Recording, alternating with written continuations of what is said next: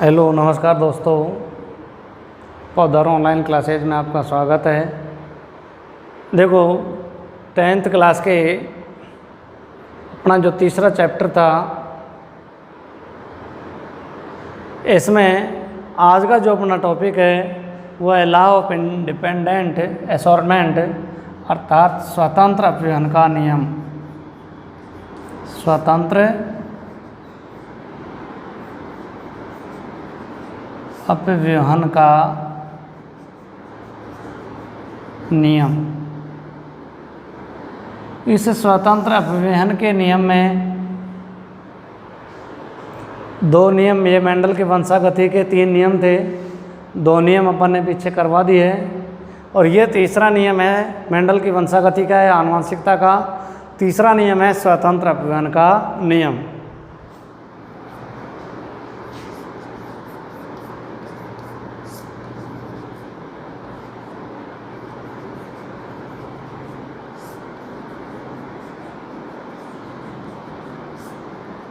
तो स्वतंत्र अपव्यवहन के नियम की परिभाषा क्या है कि स्वतंत्र अपव्यवहन का नियम है कि जिसमें यदि 2 विपर्यासी लक्षणों युक्त पादपों के मध्य क्रॉस करवाया जाए, 2 या 2 से अधिक विपर्यासी लक्षणों, 2 या 2 से अधिक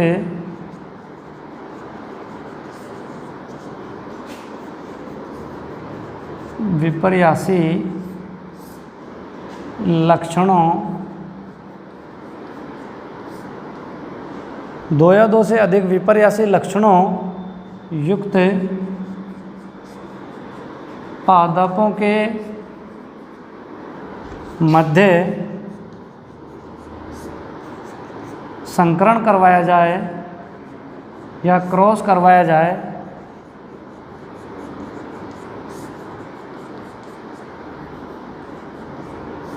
तो एक लक्षण की वंशागति करवाया जाए तो एक लक्षण की वंशागति का, एक लक्षण की वंशागति का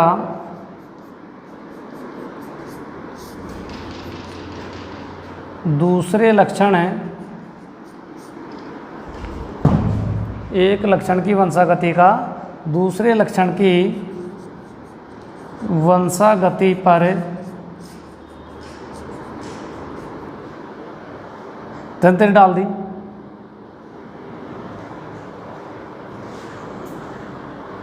तो एक लक्षण की वंशागति का दूसरे लक्षण की वंशागति पर कोई प्रभाव नहीं पड़ता है। इसे स्वतंत्र अपव्यवहन का नियम कहते हैं, क्योंकि एक लक्षण है जो दूसरे लक्षण में दूसरी पीढ़ी में जाता है तो उस पर एक लक्षण की वंशागति का दूसरे लक्षण की वंशागति पर कोई प्रभाव नहीं पड़ता है, इसलिए इसको बोलते हैं स्वतंत्र अपव्यवहन का नियम। कि 2 या 2 से अधिक विपर्यासी लक्षणों युक्त पादपों के मध्य यदि संकरण करवाया जाए तो एक लक्षण की वंशागति का दूसरे लक्षण की वंशागति पर कोई प्रभाव नहीं पड़ता है और इसीलिए इसको बोलते हैं स्वतंत्र अपव्यवहन का नियम। और इसका एक उदाहरण उन्होंने दिया था कि यदि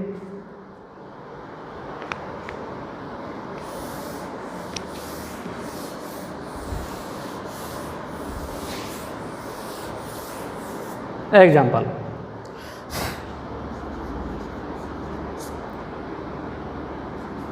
यदि मटर के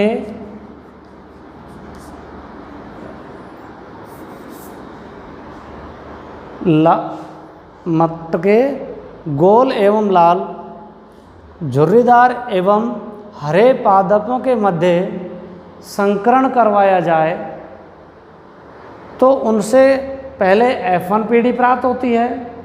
F1 पीढ़ी के बाद उन प्राप्त बीजों का अपन आगे क्रॉस करवाते हैं तो उनसे F2 पीढ़ी प्राप्त होगी। तो इस प्रकार से पहले F1 पीढ़ी इनकी निकालेंगे मटर के पीले गोल एवं हरे और झुर्रीदार।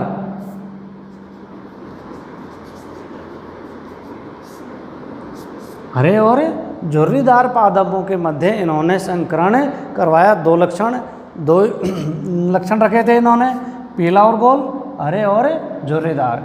तो इन दो लक्षणों के मध्य इन्होंने क्रॉस करवाया। पीले को इन्होंने कैपिटल डबल वाई से, गोल को डबल आर से, हरे को स्मॉल वाई से और झुर्रीदार को स्मॉल आर से दर्शाया। यह इन्होंने प्रतीक अक्षर के रूप में लिया। पीले को डबल वाई, गोल को डबल आर बड़ा आर, हरे को स्मॉल डबल वाई और झुर्रीदार को स्मॉल डबल आर से।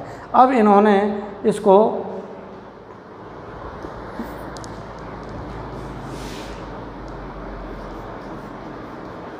पीले गोल,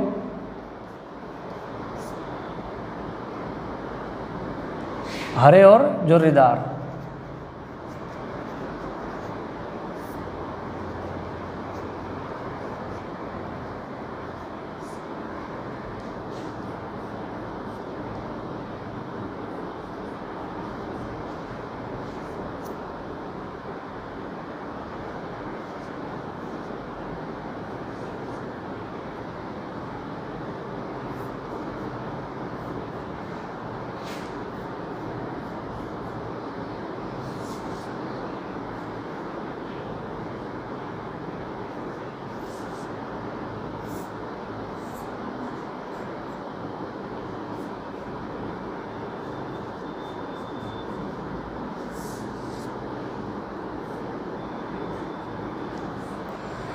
देखो पहले capital double Y capital double R, हरे और झुर्रीदार कैपिटल स्मॉल डबल वाई और स्मॉल डबल आर। इनसे पहले एक एक युग्मक ले लेते हैं, इसमें के एक वाई और इसमें के एक R, capital Y capital R, small Y small are.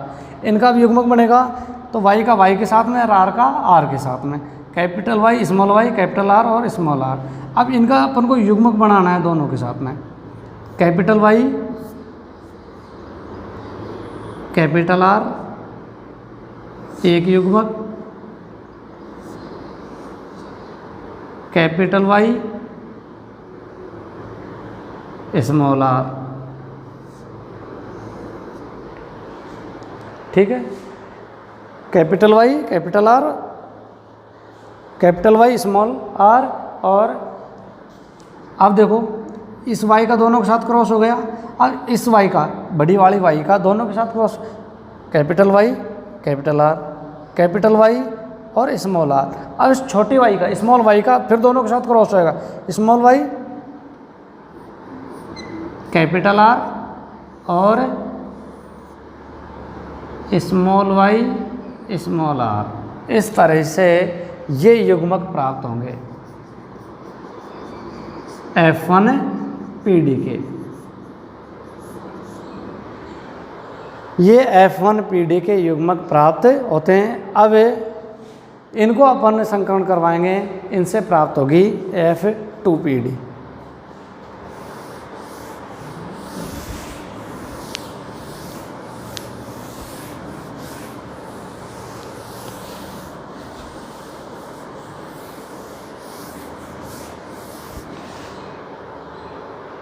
इसमें चेकर बोर्ड बनेगा। चेकर बोर्ड थोड़ा सा ध्यान से बनाना है। इसमें चेकर बोर्ड में 5 खड़ी line,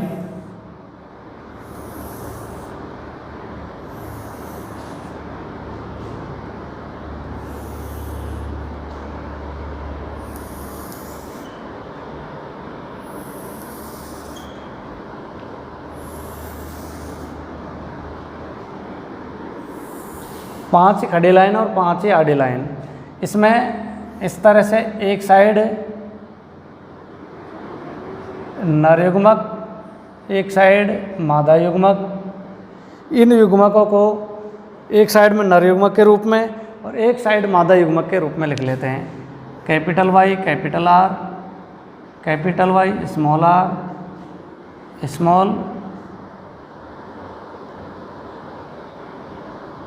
small Y capital R और small Y small are.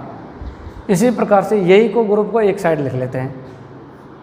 Capital Y capital R, capital Y small R, small Y capital R और स्मॉल वाई स्मॉल आर।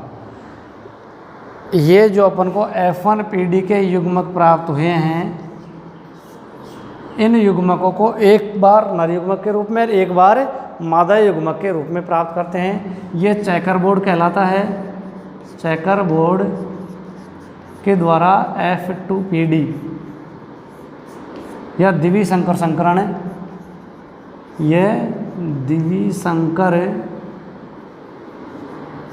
संकरण पर आधारित है।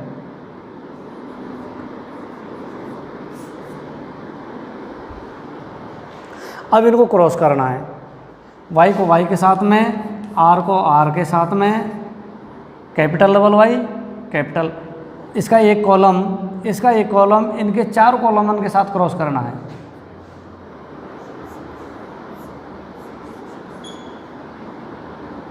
कैपिटल Y स्मॉल y दोनों capital, capital Y small y capital R small r। Capital अक्षर पहले लिखा जाएगा, स्मॉल अक्षर बाद में लिखा जाएगा, ये ध्यान रखना है विशेष। Capital Y capital R small r, दोनों y बड़ी और दोनों ही r छोटे।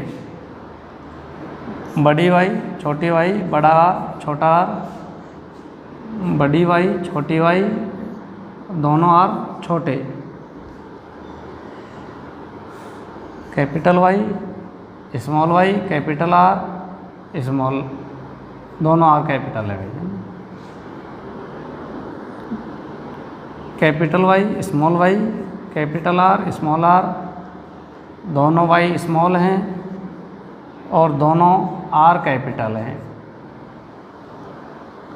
दोनों y स्मॉल हैं, एक r कैपिटल है, एक r स्मॉल है। Capital Y small y capital R small r, capital Y small y, दोनों r छोटे हैं, दोनों y छोटी, r बड़ा और छोटा, इसमें दोनों छोटे आ जाएंगे, दोनों y छोटी, दोनों r छोटे। इस प्रकार से 16 कॉलम तैयार होते हैं। एक साइड के कॉलम में तो नगरीय युग्मक के रूप में, एक साइड मादा युग्मक के रूप में। अब इनको, इसका जैसे एक पहला कॉलम है, इसके चारों कॉलम के साथ क्रॉस होएगा, फिर इसका दूसरा कॉलम फिर चारों के साथ में क्रॉस होएगा, फिर इसका तीसरा कॉलम है, इसके चारों के साथ में क्रॉस होएगा, फिर ये चौथा कॉलम है, इन चारों के साथ में क्रॉस होएगा। क्रॉस करने का थोड़ा सा तरीका ध्यान रख लेना। जैसे इसका पहला कॉलम है, इसका दूसरा कॉलम है, दूसरे को देखते हैं, दूसरा का कॉलम का क्रॉस करना अपन को। कैपिटल Y और small r cross capital Y और कैपिटल R है, कैपिटल Y कैपिटल R है, तो इसमें Y के साथ में Y रखना है, कैपिटल Y कैपिटल Y, ये Y कैपिटल है, पहले कैपिटल अक्षर फिर स्मॉल अक्षर, इस तरह से ये युग्मक आ गया, ये आ गया कैपिटल Y और कैपिटल R स्मॉल r।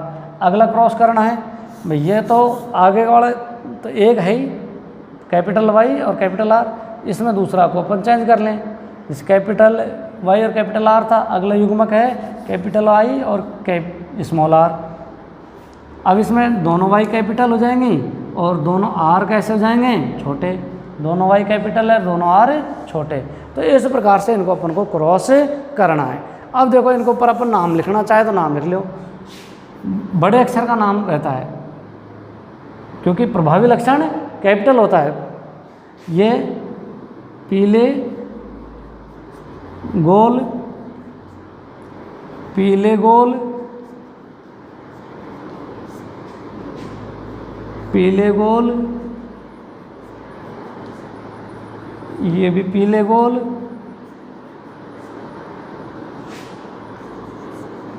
पीले गोल। अब यह देखो, ये पीला तो है पर R कैसा है, हरा। पीला और सॉरी R का मतलब झुर्रीदार, पीला और झुर्रीदार, पीला गोल पीला झुर्रीदार,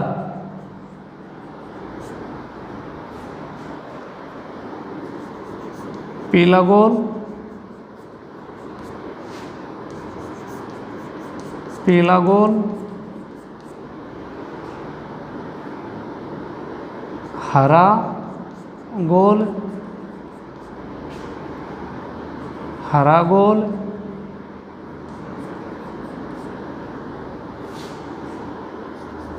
पीला गोल,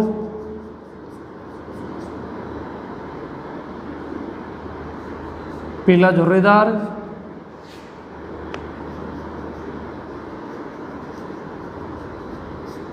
और हरा गोल, और एक है यह हरा झुर्रीदार।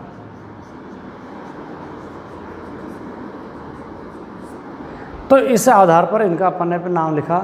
तो इनमें अब देखो इसका निकालना है अपन को अनुपात।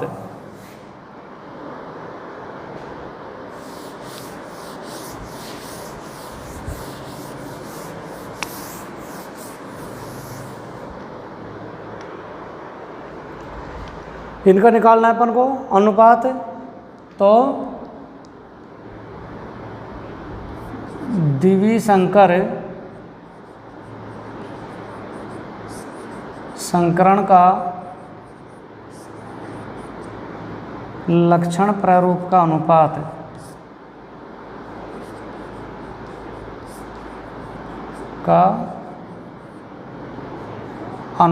जो है वह है 9:3:3:1, अर्थात 9 तो हैं इसमें पीले गोल,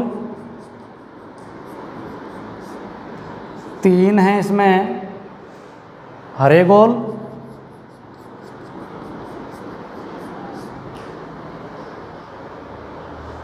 और 3 है इसमें पीले और झुर्रीदार ये जैसे।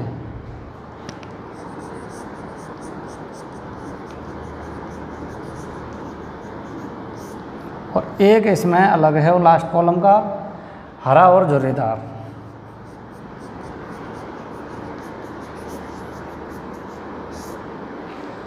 तो इस प्रकार से इनका अपन को लक्षण प्रारूप का अनुपात निकालना है। अच्छी तरीके से इसको ध्यान में रखना है। ये प्रश्न बोर्ड में आया हुआ है कि मेंडल के स्वतंत्र अपव्ययन के नियम को समझाइए।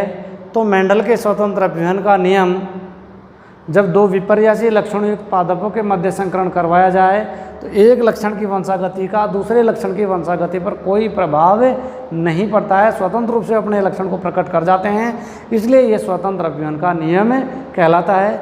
मेंडल ने इसमें दो विपर्यासी लक्षण युक्त पादपों के मध्य संकरण करवाया। तो दो विपर्यासी लक्षण युक्त अपन ने लिया था पीला और गोल और हरा और झुर्रीदार, दो विपर्यासी लक्षण हो गए। इनके मध्य अपन क्रॉस करवाया, युग्मक प्राप्त हुए जिनसे F1PD प्राप्त हुई। F1PD के युग्मक जो प्राप्त हुए उनसे अपन ने F2PD प्राप्त किया है। ये प्रश्न अलग से भी पूछा है एक बार कि मेंडल के द्विसंकर संकरण या मेंडल के द्विसंकर संकरण को चेकर बोर्ड की सहायता से समझाइए। तो ये चेकर बोर्ड है, एक इस तरह से अपन कॉलम के रूप में जो बनाते हैं चेकर बोर्ड है। तो मेंडल के द्विसंकर संकरण को, क्योंकि स्वतंत्र अपव्ययन का नियम जो है वो मेंडल के द्विसंकर संकरण के नियम पर आधारित है। विसंयोजन का नियम और प्रभाविता का नियम जो थे ये एक संकर सिंगल हाइब्रिड पर आधारित है, ये डबल हाइब्रिड पर आधारित, क्योंकि दो विपर्यासी लक्षण हैं उनमें केवल अपन एक विपर्यासी लक्षण को आधार मान के संकरण करवाया था। तो इसमें एक साइड नरयुग्मक capital Y capital R, capital Y small Y capital R और स्मॉल वाई स्मॉल आर जो नरयुग्मक के रूप में लिए हैं उन्हीं को वही साइड एक साइड अपन मादा युग्मक के रूप में ले लेते हैं। और इनके मध्य जब क्रॉस करवाएं तो इनका ये जो अनुपात आएगा लक्षण प्रारूप का अनुपात, यह आएगा 9:3:3:1, जिसमें 9 पीले गोल, 3 हरे गोल, 1 पीला और झुर्रीदार 3 पीले और झुर्रीदार और 1 हरा और झुर्रीदार जो लास्ट वाला है। तो इसमें इस तरह से 5 खड़े कॉलम और 5 आधे कॉलम बना के एक साइड नर युग्मक और एक साइड मादा युग्मक 16 ये अनुपात आ जाएंगे। 9 और 3 12, 3 15 और 1 16 अनुपात ध्यान रखना है। 9 अनुपात 3 अनुपात 3 अनुपात 1 के अनुपात के रूप में है। ये इस प्रकार से दिखाना है। हिंदी में नाम लिखें या न लिखें कोई दिक्कत नहीं। बस आज की वीडियो में यही, और पाठ भी अपना समाप्त।